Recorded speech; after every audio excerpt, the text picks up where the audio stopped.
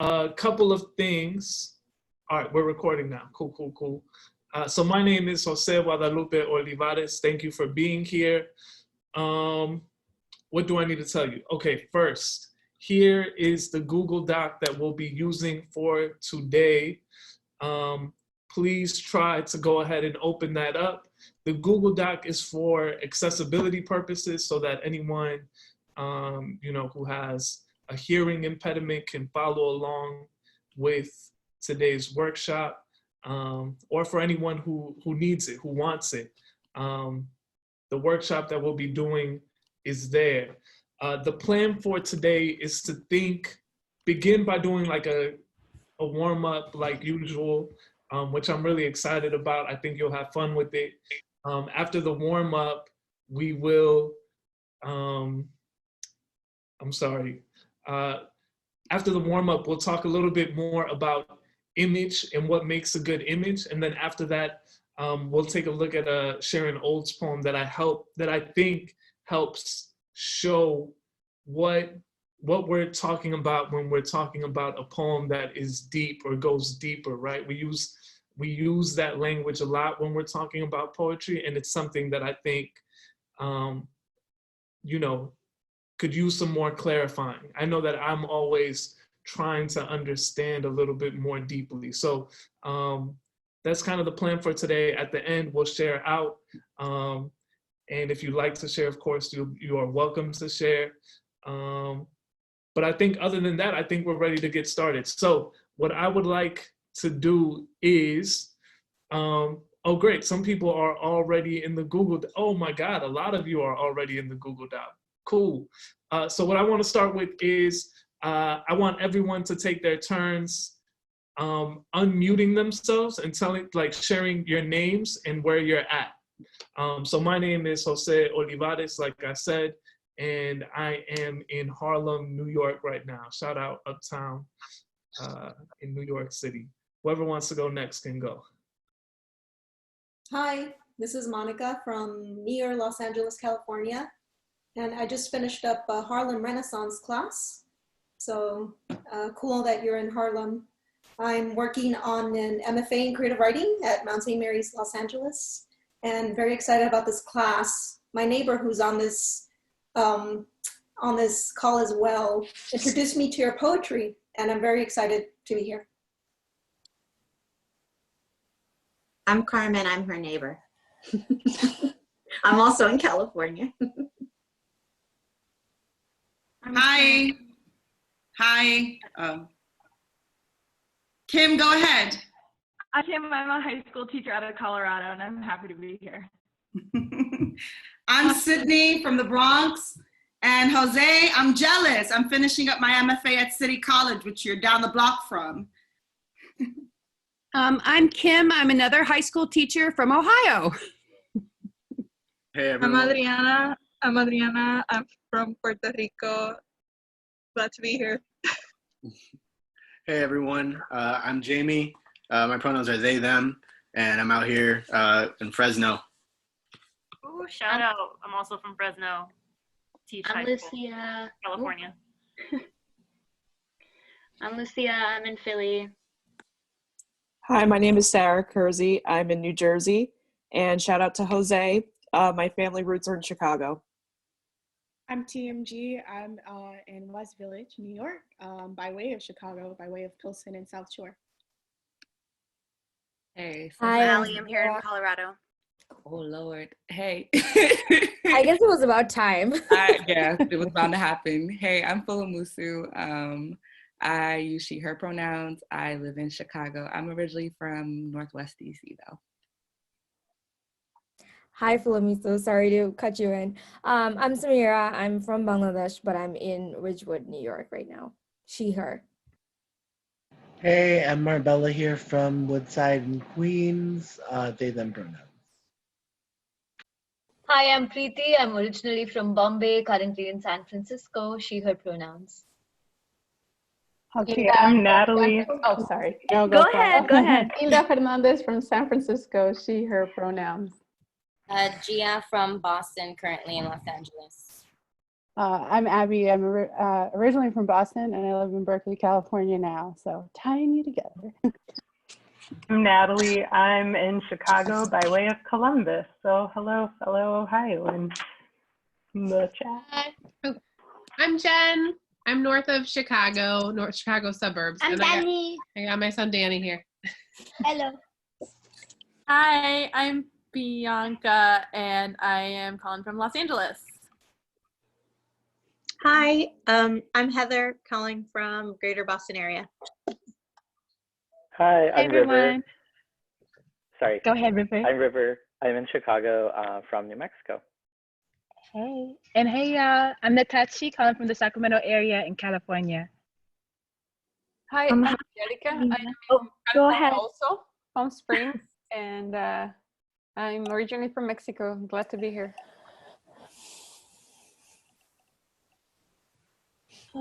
Hi, I'm Yohan. I'm from Seoul, Korea, originally from Philly, Arizona. Hi. Oh, sorry. There's so many of us. Hi, I'm Ruth, and I'm in Miami, Puerto Rican and Haitian. Thank you. Hi, all. I'm Rosa. I'm from Pennsylvania, but currently in Florida. Hi, I'm Hey, Rachel. I'm Dare. Go ahead. No, Go I'm ahead. Rachel. I'm Billy. Hi. Hey, I'm Dare from Los Angeles. Pronouns he, him.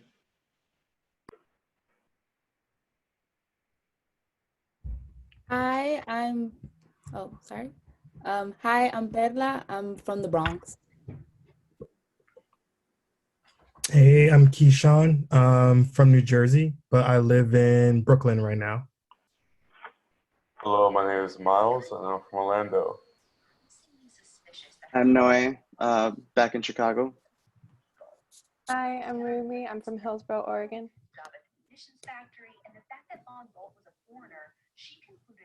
Hi, I'm Lena from Manila in the Philippines. So. Hey. Hi, I'm Dulce. I'm in the Bronx, New York. Hey, my name is Jermaine Thompson. I live in Kansas City, Missouri, by way of Mississippi.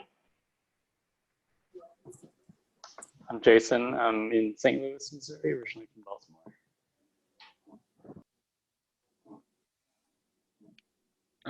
Hi, I'm Evan. I'm originally from Queens, but I'm in Baltimore. Pronouns he, him. I'm a second grade teacher. Hey, I'm Kalisa. I live in North Carolina, but I'm originally from outside Chicago. Hi, I'm Rachel. I'm currently in Harlem, but I'm from outside of Chicago as well. Hitachi. Hi, I'm Lauren. I'm calling from Los Angeles, and I'm also from Chicago too. Hi, I'm Jessica. I'm also calling from Chicago, Bridgeport area. Good to see everyone from Chicago here. Hi, I'm Allie. I live in Seattle. Stella, I'm in Brooklyn by way of Southside Chicago.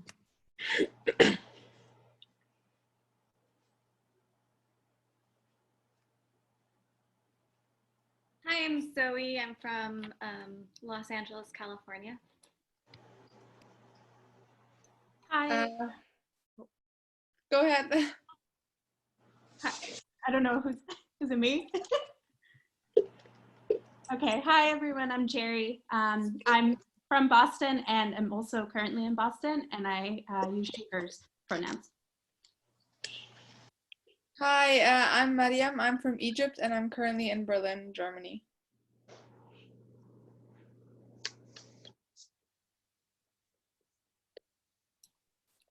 Hi everyone, I'm Nicole. I live in Jersey, but originally from Puerto Rico. Shout out to my fellow Puerto Ricans here.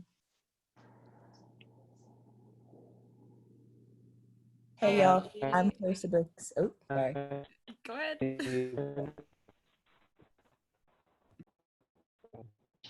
Hey everyone, I'm Arthur in Los Angeles, California.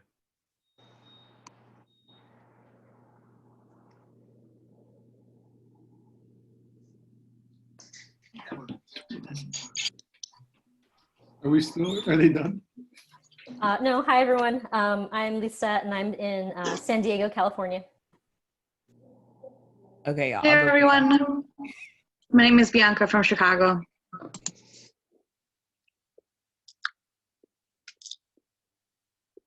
Hey y'all, my name's Ananya. I use she, her pronouns. Hi, I'm Dika. I use they, them, and we're from Seattle. Glad to be here. Ananya, hi. I haven't seen you since AWP. I'm Joey. Hey. So good I'm to see Joey. you. I moved to New York from Miami almost 2 years ago now, so I'm in New York.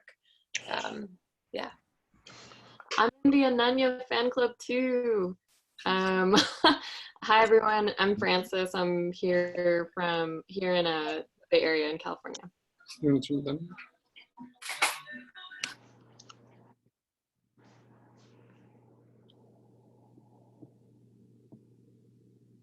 I guess I'll go. I'm Brianna. I use she, her pronouns, and I'm from the Bay Area as well. Hi everyone, I'm Barbara. I'm from Miami and originally from Ecuador.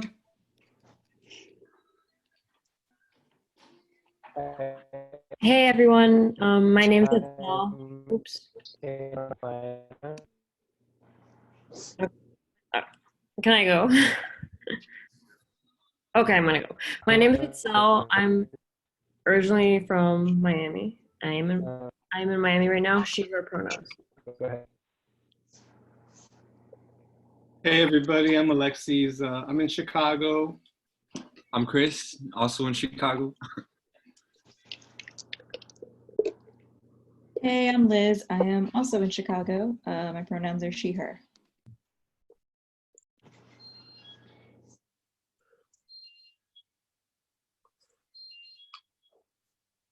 Okay, so it brings me immense joy to see all of your faces. If you have not introduced yourself yet, please do so in the group chat. The only reason being because there's a lot of us on here, and I want to make sure that we get a chance for everyone to write. So go ahead and utilize the group chat. For real, it brings me immense joy to see all of you. And I want to say, you know, hola and what's up to everybody wherever you're at. We're going to go ahead and jump right into this warm-up exercise. So for the warm-up, what we're going to do is we're going to read the following poem. It's called Sonnet, You Jerk, You Didn't Call Me Up. It's by the poet Bernadette Mayer. So I'm going to read it out loud. What I want you to do is in the Google Doc, I want you to highlight any of the lines that stick out to you for whatever reason. You know, you can comment on the side, and then we'll talk about it very briefly, but then we're gonna get straight into like a warm-up writing exercise. So I'm gonna go ahead and read it. You Jerk, You Didn't Call Me Up by Bernadette Mayer. You jerk, you didn't call me up. I haven't seen you in so long, you probably have a fucking 10. And besides that, instead of making love tonight, you're drinking your parents to the airport. I'm through with you bourgeois boys. All you ever do is go back to ancestral comforts. Only money can get.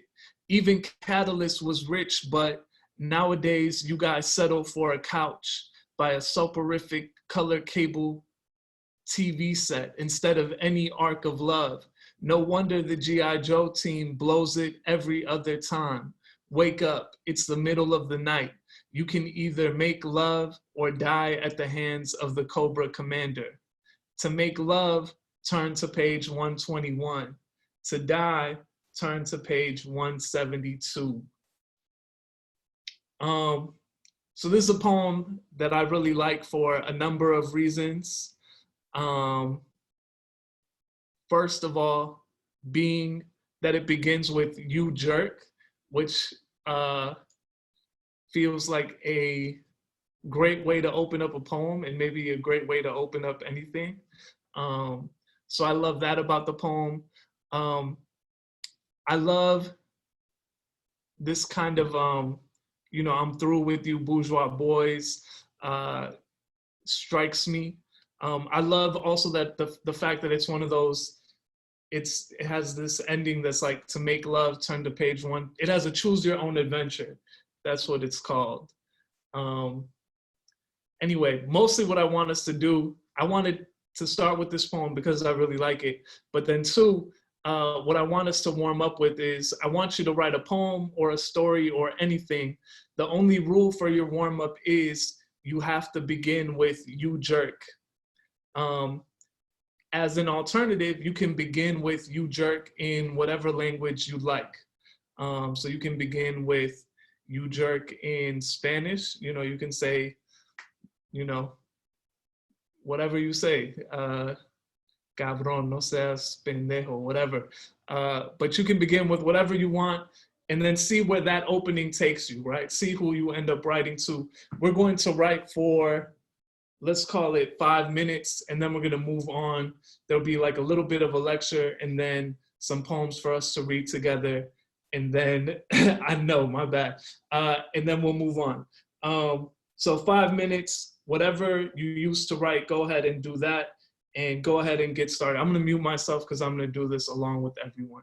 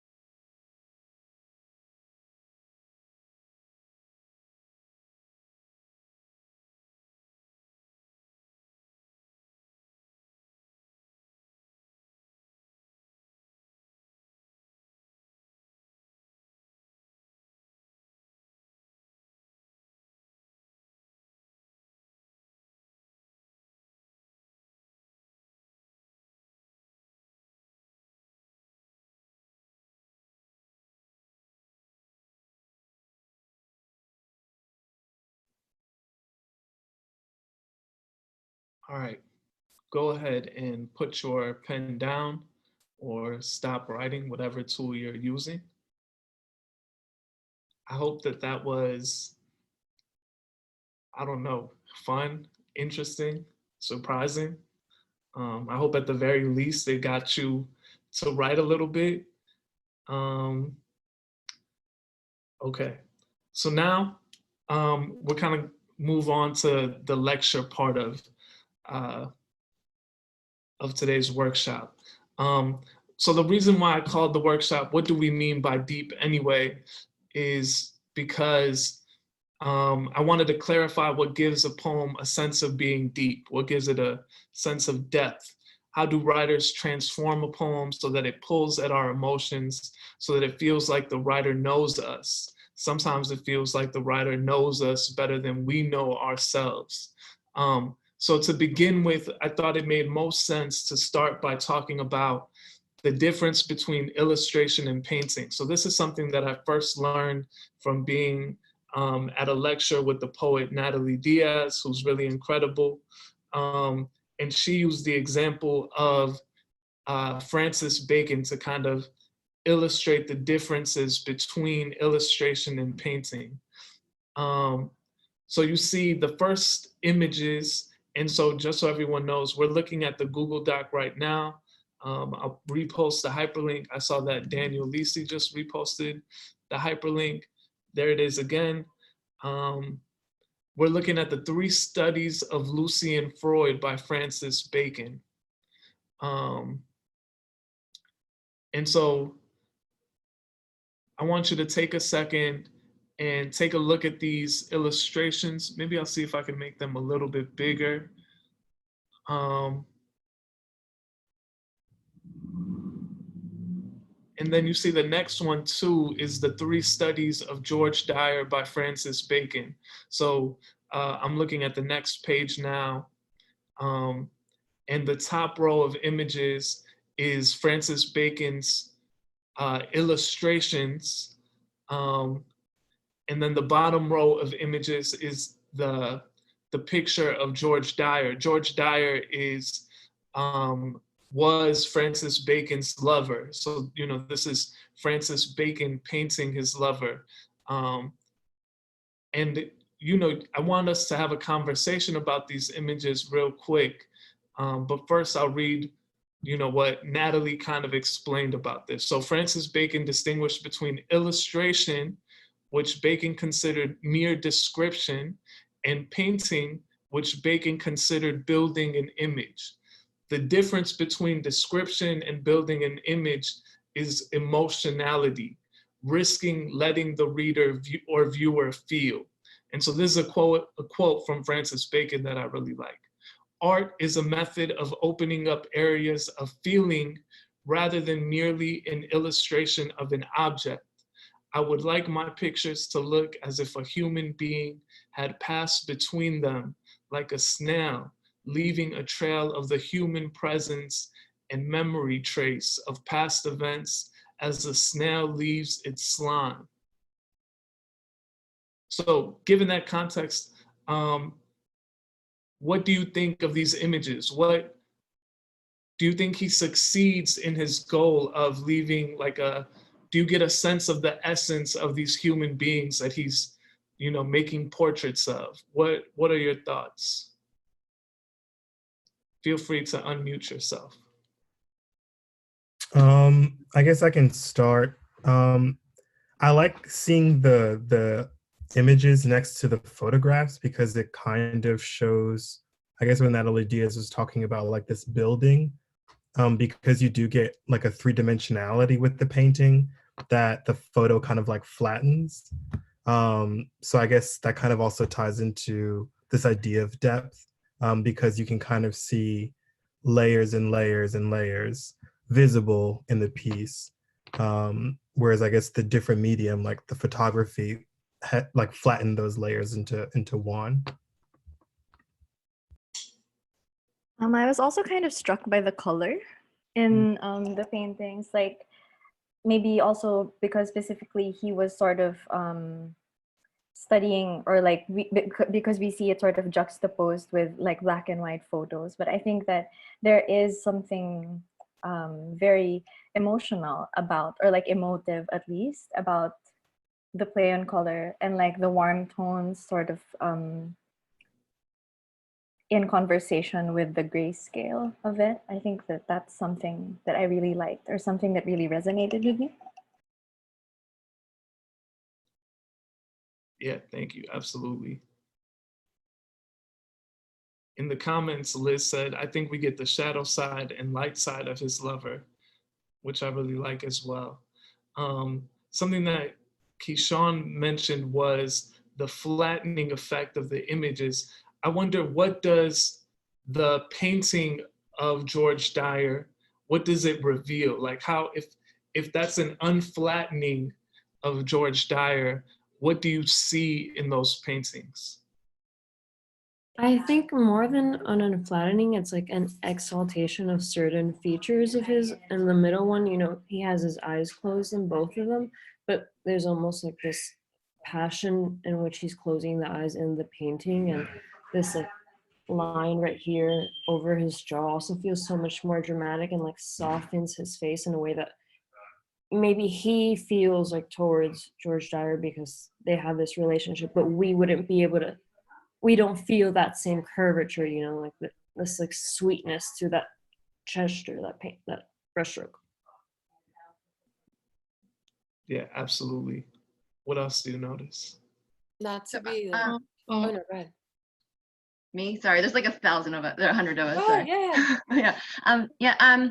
So one of the things, and I guess I'm kind of cheating, but accidentally, my background's in art history. So, and so one of the things I noticed was, and I have always like loved about Francis, his work, is that he collapses multiple perspectives. That means you're actually standing from different vantage points, which means you have to sit with and experience and be able to render all those kind of vantage points as something you've lived. So it's different than, you know, ordering something so it looks just as you would see it as a thing. But what he's actually conveying is that presence of mind where you have emotionality, where you actually have lived with something. And that living means that you could never just capture it as a thing, an image. It's not consumable. It has to be rendered in the way you felt from this perspective to that perspective. It means there's something about that prolonged sense of knowing. So there's the beauty of saying, I saw you at the, you know, that moment of joy, but also that moment of, you know, when you pissed me off. And that's kind of collapsed in that image, both the, you know, the sleepy eyes in the middle, but also the way that, you know, the next moment he could have done something, said something that excited him, pissed him off, whatever it was. And that conflict of feeling is that lived experiences that unfold. So it's demanding you have to see him from multiple perspectives as well. As an X-ray tech and as someone that like studies the body, the first thing that I noticed almost looking at those pictures is like almost beholding musculature. Because when you, in textbooks, when they peel it back, you can see the muscles and you can see the fashion, you can see all the things that make our mouths move or our eyes blink. But we can't actually behold that in people that we care about. And I almost saw that as an attempt of, this is what I imagine the person I care about looks like on the inside. Because if we were actually going to behold that, you know, it'd have to be like a cadaver or something, and that doesn't carry the same spirit or weight. Wow. Yeah, everything that you all have said has been really on point. And also the conversation in the chat, I think, is really great as well. So what struck me about this, to me, about writing, right? Like Natalie Diaz is a writer. What struck me about this was like, how do we put this into practice as writers? How do we, you know, from, I believe it was RJ who was talking about the different vantage points, right? That's something that we can do in writing, right? Like try to create the effect in a poem of looking at an object from multiple vantage points, trying to, you know, maybe collapse a moment of time so that it produces that same effect, right? Or to Sarah's point about kind of revealing the musculature, right? Like perhaps maybe not physically the musculature, but you know, the emotional musculature of a person is something that we have access to in poems. So the takeaway that I had was like, illustration shows us a picture, but without any emotional energy, the picture remains lifeless. For example, if I say outside it rains, you can picture the rain, but it doesn't have any emotional life, right? It doesn't carry, the rain doesn't necessarily mean anything in that moment. It stays rain. Paintings show us a picture of an object or a person, but the picture is charged with emotional life. For example, if I say the day my grandma died, I walked 10 whole blocks before I felt the rain. That rain is different, right? The rain means something different. And so the question is like, how do we write poems with images that have weight to them, right? That have that effect. Okay, so that led me to this next text. So we're going to read the next poem. This poem is called The Wooden Overcoat. It's by Rick Barot, who's a Filipino poet based out in Washington, I believe. And this is one of my favorite poems. This poem is really beautiful, I think. So I'm gonna read it out loud. Feel free to highlight it in the documents, and then we'll have a conversation about it. But I want you to pay attention to his images and how he transforms them. The Wooden Overcoat by Rick Barot. Hold on, I'm pulling it up on a different page because when you all highlight it, it makes it hard to read. But please highlight, I have it up. All right, The Wooden Overcoat. It turns out there's a difference between a detail and an image. If the dandelion on the sidewalk is mere detail, the dandelion inked on a friend's bicep is an image because it moves when her body does, even when a shirt covers the little thorny black sun on a thin stalk. The same way that the barcode on the back of another friend's neck is just a detail, until you hear that the row of numbers underneath are the numbers his grandfather got on his arm in a camp in Poland. Then it's an image, something activated in the reader's senses beyond mere fact. I know the difference doesn't matter except in poetry, where a coffin is just another coffin until someone at a funeral calls it a wooden overcoat, an image so heavy and warm at the same time that you forget it's about death. At my uncle's funeral, the coffin was so beautiful, it was like the chandelier lighting the room where treaties are signed. It made me think of how loved he was. It made me think of Shoshone funerals where everything the dead person owned was put into a bonfire, even the horse. In that last sentence, is the horse a detail or an image? I don't really know. In my mind, a horse is never anywhere near a fire, and a detail is as luminous as an image.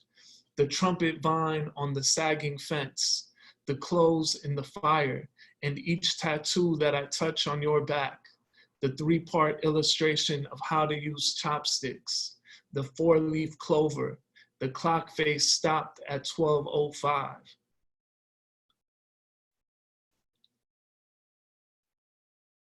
All right, so take a second to read through the poem kind of at your own leisure, and then we'll talk about the poem with each other.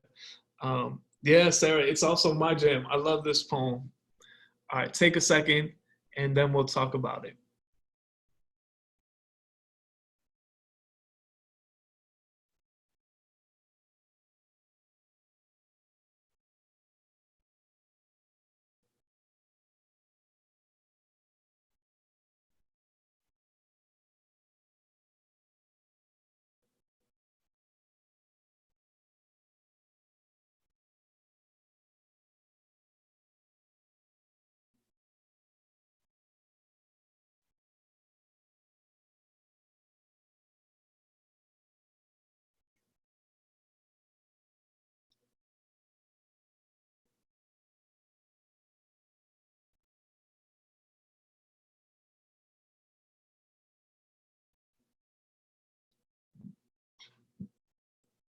All right, let's go ahead and talk about the poem. What do you notice?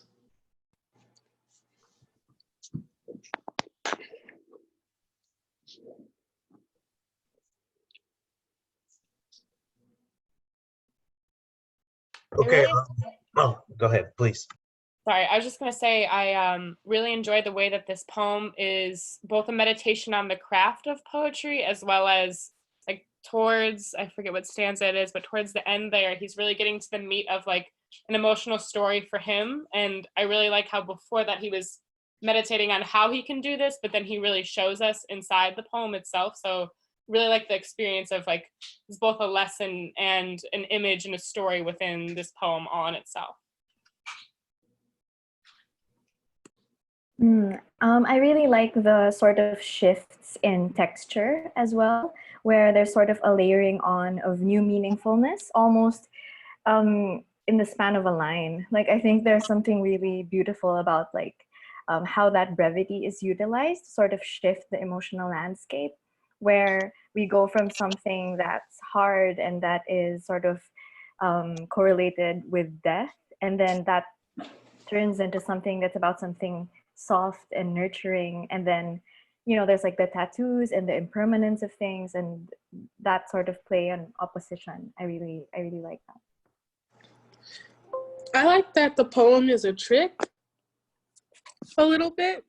I think it even says that down below, says like it's misleading in its purpose.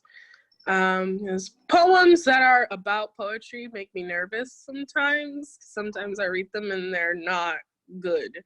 But this one, towards the end, it almost seemed like it was doing a sort of world building.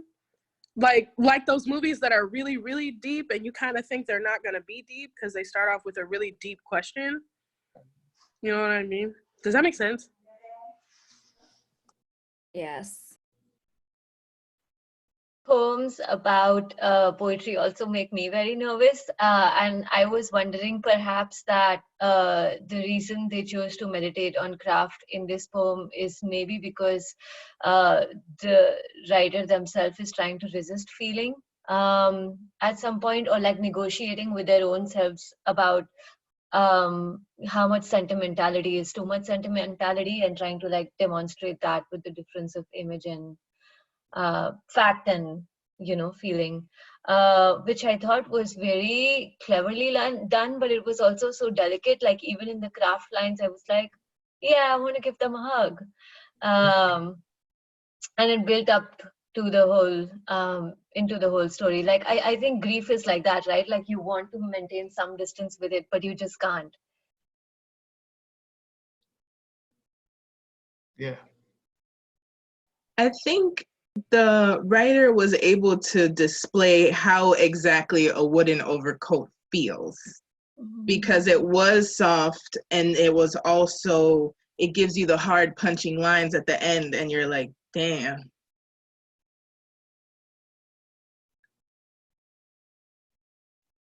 Yeah. I was struck by this moment of like asking about like whether or not the horse is an image or a detail, because in all of the subsequent examples it had listed how it was like, the dandelion, but it's her body and how that moves that makes it the image. And then the other detail, it's like it's the life behind it, and knowing that it's the life of the grandfather in Poland, that's what gives it this new sort of identity. But then when you have the horse, which is in and of itself like its own living thing, but it's attached to how this other person, like that was just mere detail of their lives. I was really struck by that sort of like idiosyncrasy of like, oh, so like what do we call it? So I actually really enjoyed that kind of like questioning in it. Yeah, absolutely. And to build on that, the fact that the poet answers with, I don't really know, right? Like the poet doesn't attempt to answer that question. Whereas at the beginning of the poem, the poet sounds very confident and sure in like the difference between one and the other. By the end, they lose that certainty, right? Which I appreciate as a movement over the whole poem too. I also saw it as like this like commentary on like language building, like even like human like vernacular in general, like kind of second guessing these these phrases that we often use in like regular speech but don't often question. So it kind of calls attention to like even the words that come out of your mouth, and then kind of the layers of images that are behind that if you take the time to kind of deconstruct them. Another thing is like I was like kind of amazed by how he was able to put so many images, even sometimes like contradictory images into one, because I'm always cautious about like mixing metaphors or like having things like make sense. But it like showed a cool sense of control over the form and the language, I thought. Yeah, real quick. Oh, I'm sorry. Go ahead. Sorry. Yeah, no, just to like add on to that, like I totally appreciated that same sense of shifting, but he doesn't just shift from image to image. He's shifting through time as well. And one of the I think the skills that he's bringing to bear is not just the notion of saying the image. He's actually putting into play what is the thing that we call to mind. The practice, like when we call to mind a thing, what is our emotional relationship to it? So he's collapsing both the image and the thing that we call the image. And in that collapse, we're actually collapsing time. We're collapsing that space between how the person who you said that image reminds you of lived through something. So he's even collapsing the sense that you could feel what they felt. And he's bringing the experience to bear in that kind of tactile thing. Not, oh, I know about this person, but yet that person lived through a thing that now I'm going to share with you, that sense of what it meant. And I also like how he intersperses, he keeps on going back to, it's like folding back over, like the way the time doesn't ever really quite go away, like it's cyclical. He folds back into the notion of his friend with the tattoo and the grandfather in Poland, but even the chandelier where treaties are signed is that image again of like what's war, the end of death, and then once again goes back to the image of the horse. What do you lose in that process of war? What is actually like maintained? And if the thing that's maintained is loss, how do we ever kind of like get a distance from that image as a thing, as historical fact, as the thing that keeps on haunting you, as a thing that you feel and you don't know where to put it? So you put it like in all these other things, right? So it's that kind of like juxtaposition that I think it's kind of like the way life is actually kind of messy, in the way that kind of emotions jump from one thing to the next. I think another thing that's really interesting is, and it goes back to the images from Francis Bacon, is how it not only affects how he perceives this particular person, but how you perceive it. So in the example of the chandelier, it doesn't say what the lighting looks like. It says the chandelier lighting the room where treaties are signed. And so I think everybody who reads that thinks of a different kind of light. And the same goes for a lot of the images in here. And as one of the things that I think is the strength of a really good image is something that's not telling you what to look at, but that allows you to imagine your own version of that particular element. That's really on point. I want to hold there for a second because I think one, the chandelier lighting the room where treaties are signed is maybe for me the image that I come back to, because it's the one that the poet doesn't kind of, the chandelier lighting, he doesn't really pick over it a lot. He doesn't, in the same way that like wooden overcoat, he spends the next line talking about how it's so heavy and warm at the same time, that, you know what I mean? Like there's like a little bit of explanation, but the chandelier lighting kind of, what makes it an image is what, what Angelica was just saying, right? It's the room where treaties are signed. And so all of that history, and so we all conjure up our own relationship to that lighting, right? I want to pause for a second because I want to kind of go through the images and see how the poet brings them to life, right? So the first one is the dandelion on the sidewalk, which is just a detail. And then what gives it life is the fact that it gets inked on a friend's bicep. And so it moves when her body does, even when the shirt covers it, right? So then you're like, oh, okay, I get it. An image is something that can move, that comes to life when my friend comes to life, right? But then the next image or picture is the barcode on the back of another friend's neck. But that's just a detail, even though it shares some things in common with the dandelion, right? And so then what gives the barcode history is, the story underneath the barcode, the fact that it's the same numbers that his grandfather got on his arm in a camp in Poland. So there's like a number of ways that that the poet infuses these, pictures with life, that transforms them into images.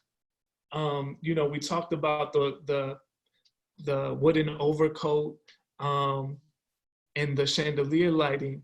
And then it leads us into this moment where, the poet asks, is the horse a detail or an image? And the answer is, I don't really know. In my mind, the answer is like, maybe it doesn't matter as much as the poet makes it out to matter at the very beginning, right? Because then by this point, as readers, we're looking at all of these pictures really closely. And so now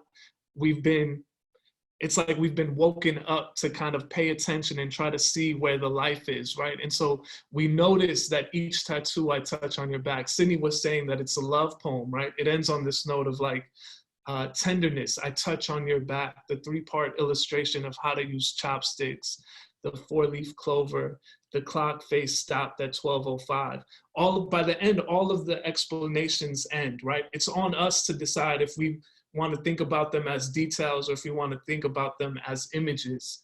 Anyway, I really love this poem. I think it's like a really powerful meditation on how all of this works. In the Google Doc, I listed some further notes about the poem, which you can look at. But I want to make sure that we leave time for you to write. So I want to jump to the next poem, which is going to be the last poem for today. This poem is called Known to Be Left. It's by the poet Sharon Olds. This is from her book, Stag's Leap, which is an incredible book that I highly recommend. We're going to do the same thing with this poem. So I'll read it out loud and then we'll talk about it. Known to Be Left by Sharon Olds. If I pass a mirror, I turn away. I do not want to look at her and she does not want to be seen. Sometimes I don't see exactly how to go on doing this.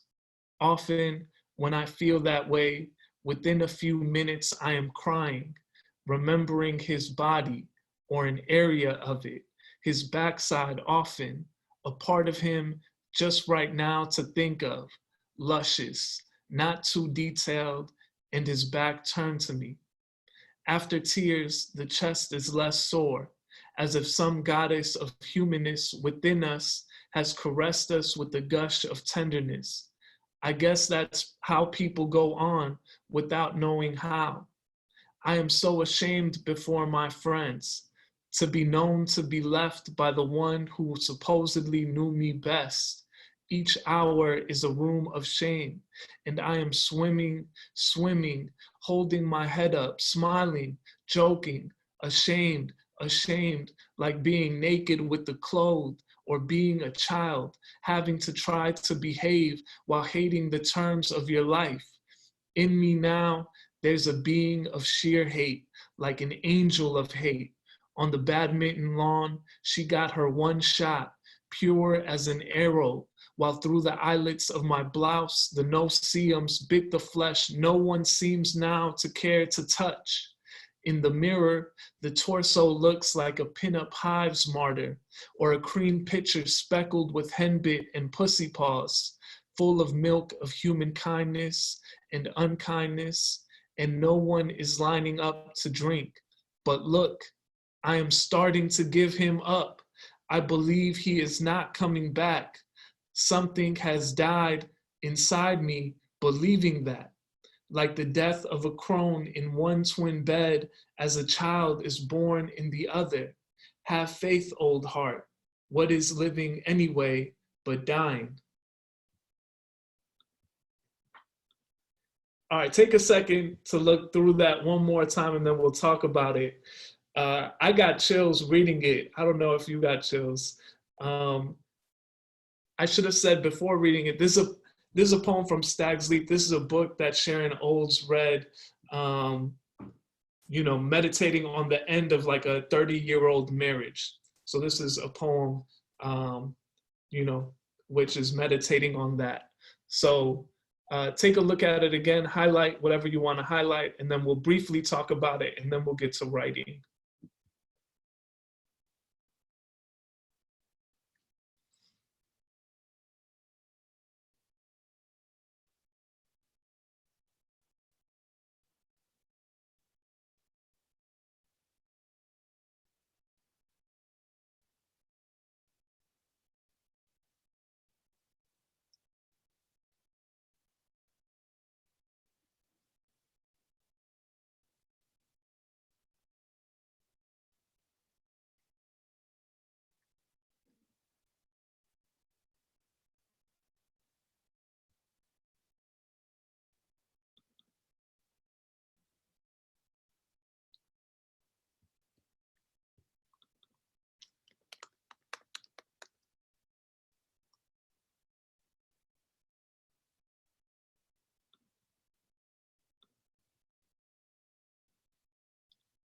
All right, so let's talk about this poem, Known to Be Left by Sharon Olds. What are some things that you notice about this poem?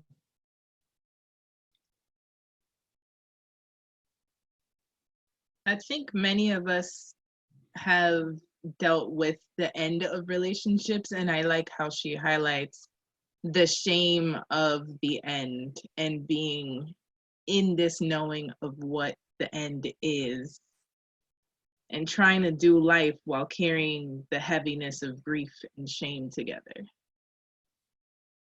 Yeah, I agree. I think what the line that really strikes me is I am so ashamed before my friends, and just thinking about like how blunt that language feels, like just ashamed is so like in your face.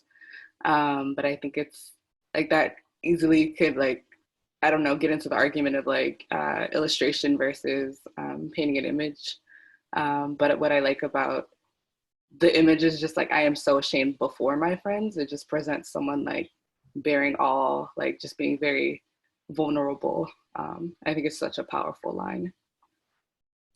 I like it a lot too because I actually ended a relationship this morning, or ended with this morning, and so all day this is kind of just like these sentiments have been running through my head because the person was deceitful for months, I found out, and the poem feels like she's recognizing the ways that she's changed and is recognizing the ways that she has learned to carry on, maybe for the better. I don't know if I'm projecting.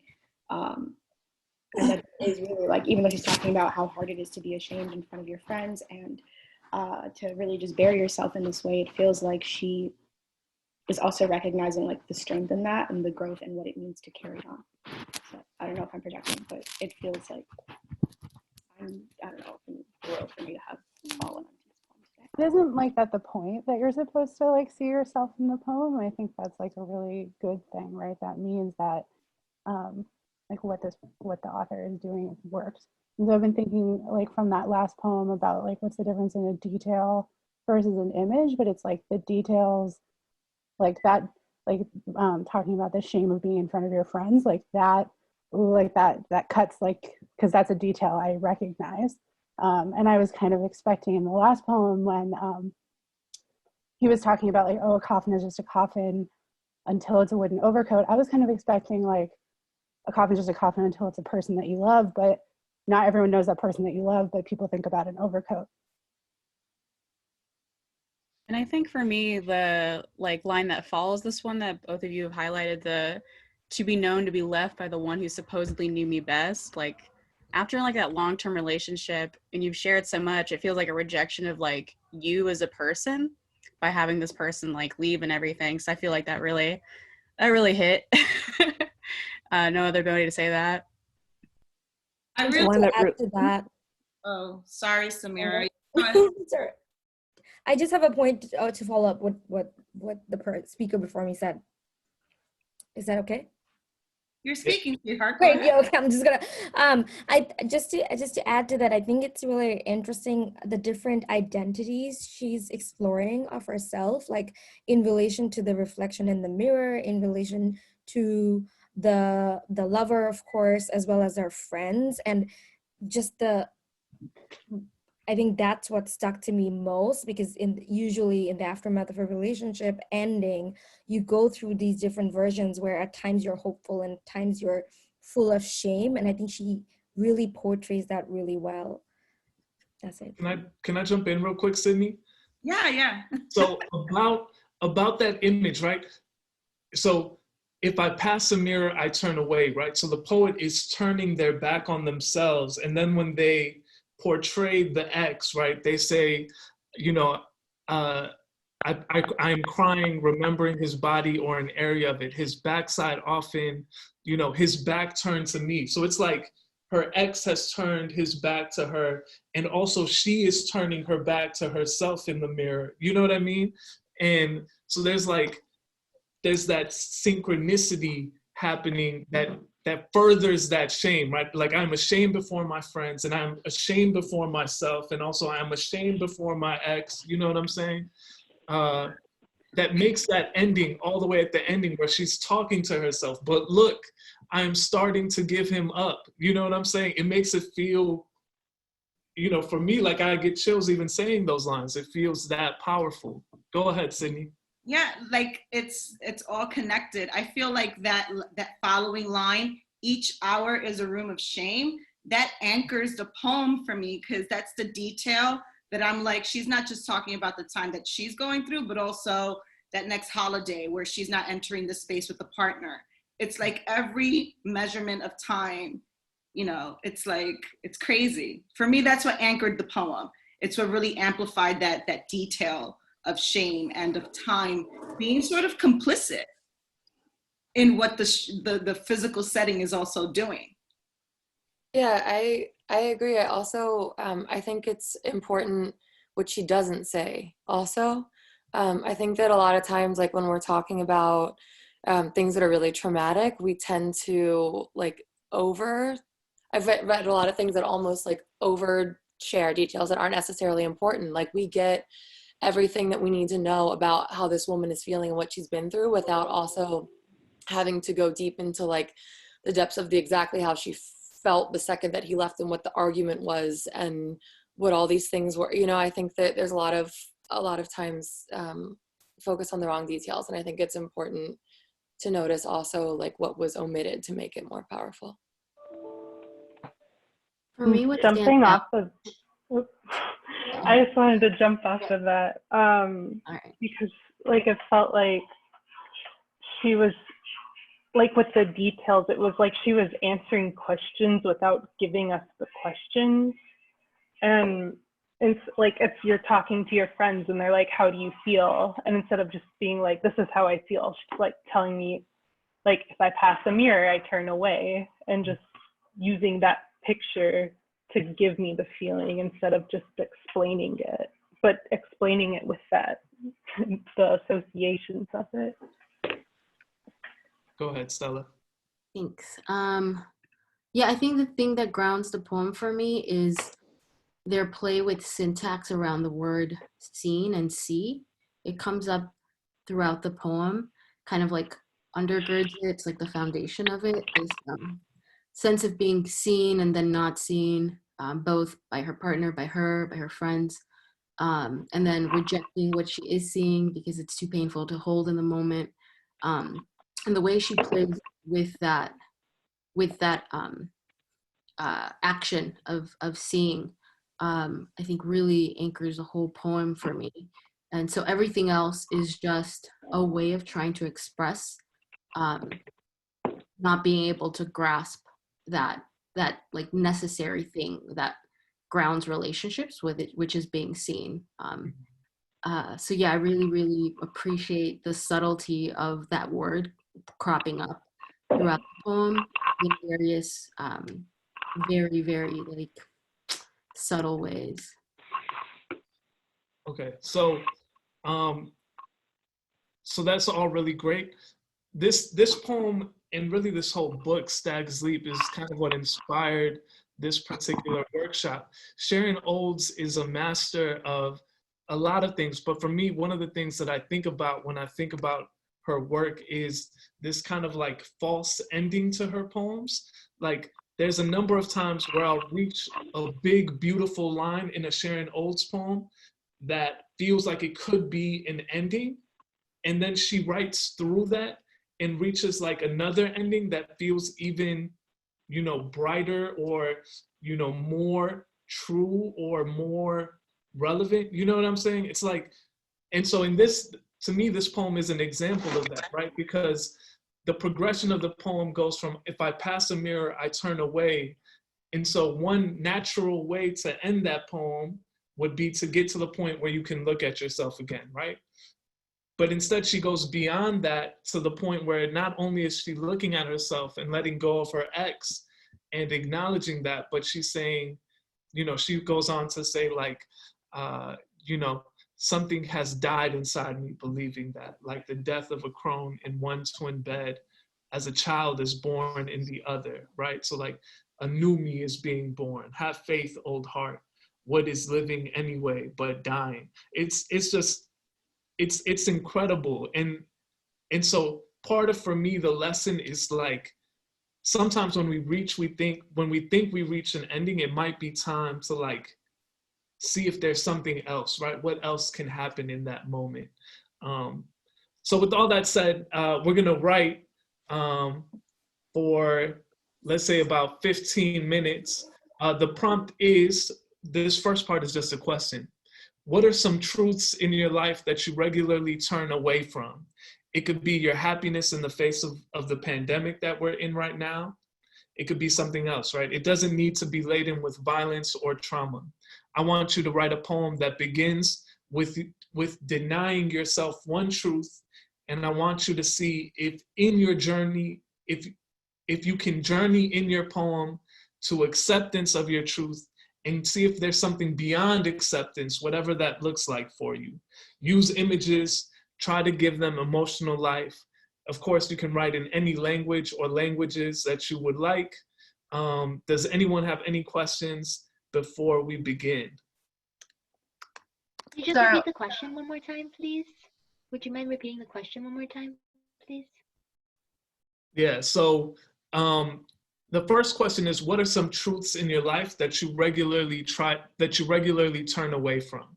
What are some truths in your life that you regularly turn away from? And again, it doesn't have to be laden with violence or trauma. It could be like, you know, I tried, you know, I'm in New York City right now, right? It could be like, you know, I keep trying to tell myself that I don't love New York, and yet, you know, maybe it's time to turn towards that truth. You know what I'm saying? Whatever your truth is, what is something that you turn away from, right? And then, sorry. Oh, go ahead. So the prompt is to write a poem that begins with denial and journeys towards acceptance, but instead of just ending at acceptance, I want you to see if there's something beyond acceptance of that truth, right?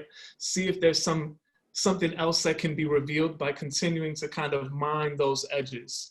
And then, you know, also use images, whatever language you want, all of that good stuff. Thank you to Tanya for copying the prompt and pasting it into the chat. Go ahead, RJ. Sorry, yeah. So I just wanted to get, since you had built the workshop around the Sharon Olds, the last poem, and one of the things that you'd drawn out was the way we were looking at details and images, not verses, but like in juxtaposition with experiences and life and emotion. One of the things I was wondering is if this was intentional or like kind of like built into the prompt, the tension between the way that Olds has this external way of looking even as of herself. So the external thing that she uses, that perspective of like, I'm a thing, to the way that she's feeling. Because the first moment she actually kind of possesses that like that desire from an internal point of view, it's about him, which kind of pissed me off a little bit. But the fact that at the end she goes back and digs into her own sense of interiority and says, the thing inside of me, that thing is what's actually causing me to look at me this way, and that I don't need. And is that like intentional? Like when you're saying like a truth we're not facing up to, you seem to be implying a built-in tension between two perspectives, and maybe that could be a way of helping us structure like the way we're kind of like attacking the prompt, because it's like really open. I mean, a Yeah. truth can be like so much. Yeah, absolutely. I wanted to leave it open so that people could move in whatever direction they like. But I think if that truth helps you, if that kind of balance that you pointed out, RJ, helps you structure the poem, then absolutely you can do it that way. I wanted to pair the wooden overcoat with the Sharon Olds poem, in part because I think that they're mining depth, and not to say that Sharon doesn't use images, but they have slightly, for me, they teach me slightly different things, right? When I think about the wooden overcoat, it teaches me to pay attention to what parts of my writing are maybe extraneous and what parts are like actually doing the emotional work that I want for them to do. And when I look at the Sharon Olds poem, what it teaches me is that sometimes the part of the story that I think is, you know, the lesson or the message or the end might actually be the beginning of, you know, the next movement, if I can stay patient and like continue to like work with those, with the language and with the images.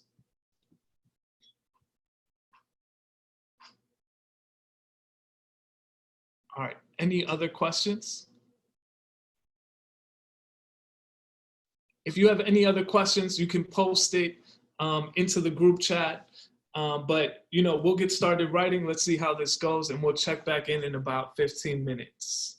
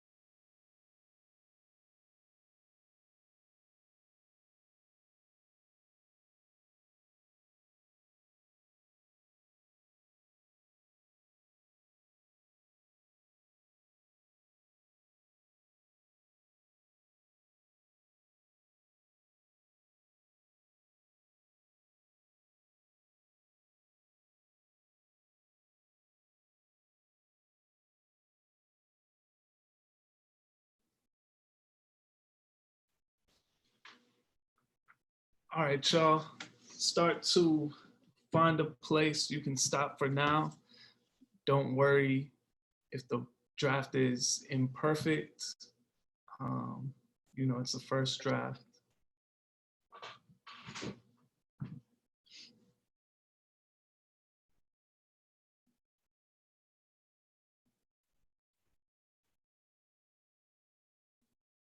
Okay. So, I'd like to do a couple of things. One is, if you'd like to stay in touch with people, I'd like to invite you to leave your social media information in the chat box for the group. That way you can follow each other and, you know, stay in touch that way. You know, alternatively, you could put it in the Google Doc too as well, because I don't know how long we'll have access to the Zoom. The other thing that I want to do is, you know, one, acknowledge that it's well, I'm on the East Coast. It's 9:57 Eastern Standard Time, which means that the workshop is soon to be over. However, if people want to share what they wrote, then, you know, I'm going to be here. And so if you want to share at least a line, maybe we can spend some time doing that. So does anyone want to share a couple of lines from what they wrote?